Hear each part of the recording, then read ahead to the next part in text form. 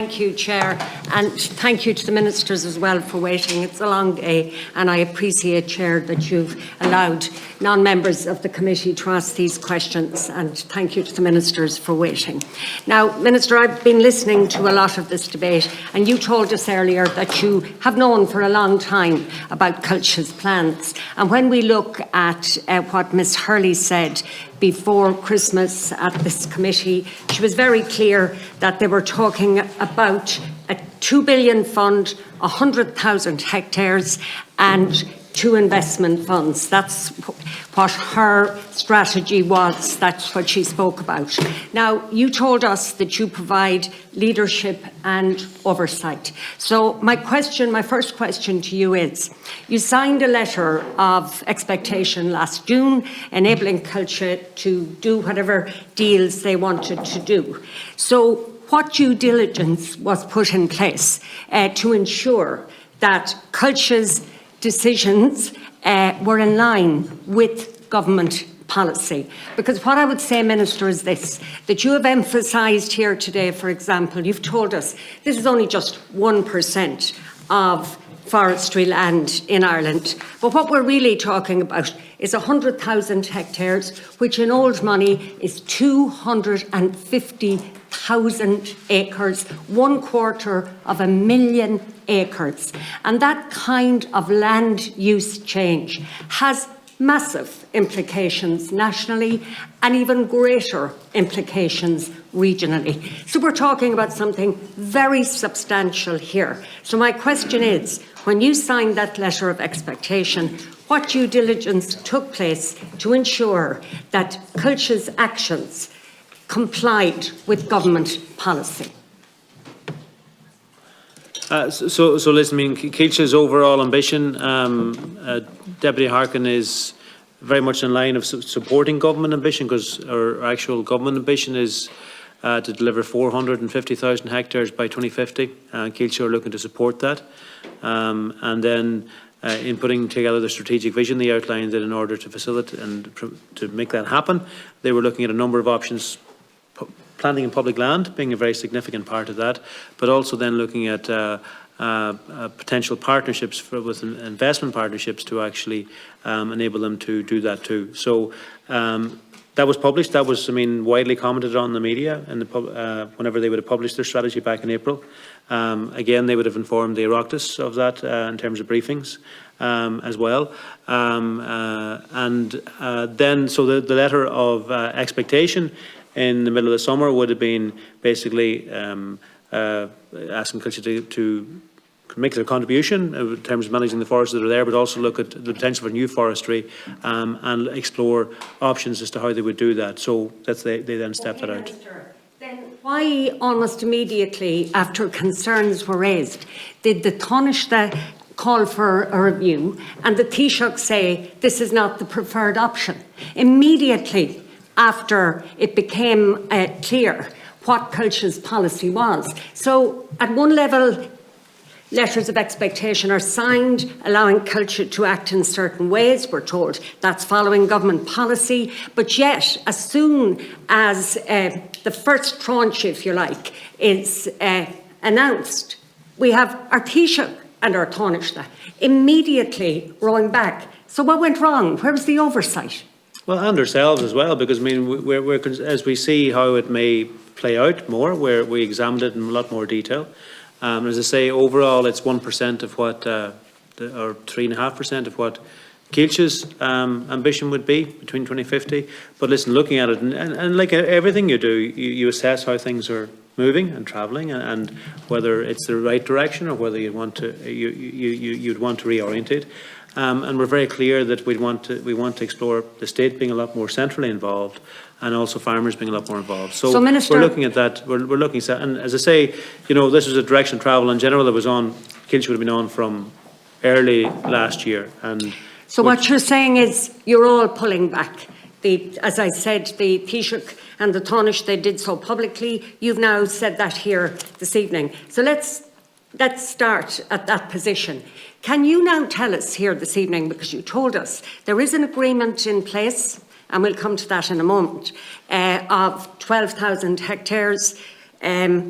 Can you now tell us that this is the entirety of Culture's engagement with Gresham House, that there will be no further engagement or arrangements with Gresham House to pursue a similar type arrangement, if you've now rolled back from it? So that's what they've contractually signed up to. So yes, they're obliged to that, Deputy Harkin. And what I've said is that the state, our preference now is to enable the state to work closely with Keilse and to get the work with farmers. But if that's your preference, Minister. Yeah, so what we're doing now is we're exploring all of the mechanisms as to how we can make that work. I hear you said that. That's our objective. That's our objective. Yeah, but that's not my question. And I hear what you're saying and I accept it. My question is, can you tell us that this agreement, and we'll come back to that in a minute, that you say can't be changed, is that the entirety of Culture's engagement with Gresham House? Can you answer that question for me? It's the entirety of their legal obligation and contractual obligation with Gresham House.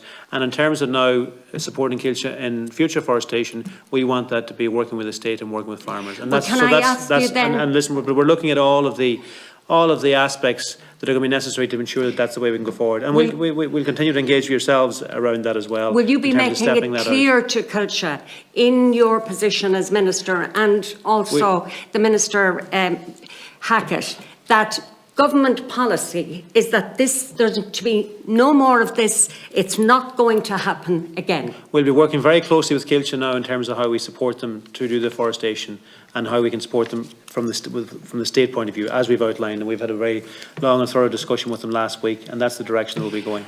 And I've heard you say that you want to engage local communities and small farmers and public bodies and all of that. And many speakers here tonight who know more about forestry than I do have said very clearly, confidence is on the ground. It's gone through it. Even I know that from talking to constituents. And, you know, where do we move from here? If you're to get confidence back in this industry, farmers, landowners, local communities need to know that the state is not going to allow Culture to proceed along the route it has started. It needs to know in detail what plans are being put in place so that Keilse will engage with all of those local and regional actors. And I don't see the evidence of that. Is that in place now? Will those proposals be put before us or whoever in the next couple of weeks or months? When can we expect to see them? Because I can tell you that farmers in County Leitrim, for example, which is already about 20% of the county is afforested. Somebody talked earlier about afforesting Louth twice over. Well, I assure you that counties like Leitrim will be head of that queue. It already is. And farmers there can't buy land as it is now because the cost of land is such that it'd be prohibitive for them to buy it for agricultural purposes.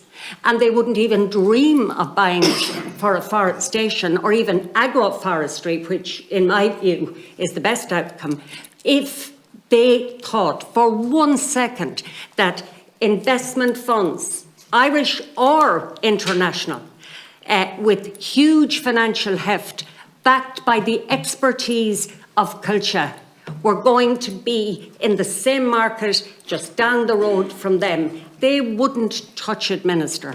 So if you are serious about engaging with farmers, local communities, public bodies, I'm asking you, can we expect to see in the next few weeks or whatever time frame you have yourself or Minister Hackett can tell me, that we can see the detail of those proposals and how you are turning a very big ship around? Okay. Okay. Yes, so listen, I mean, our objective is to give farmers the stronger position in relation to doing afforestation. So obviously farmers own the land. At the moment, we want to encourage farmers to actually look where they can actually incorporate forestry into their farming model in a way that works for them.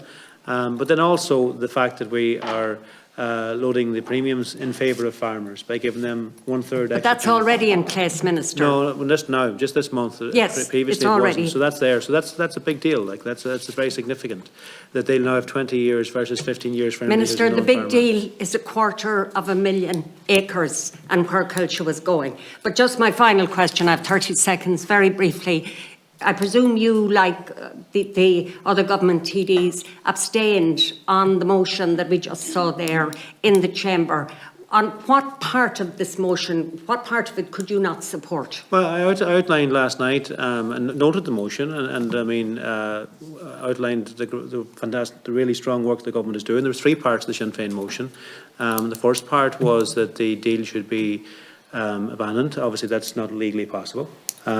The second part is that we have published a very ambitious forestry strategy.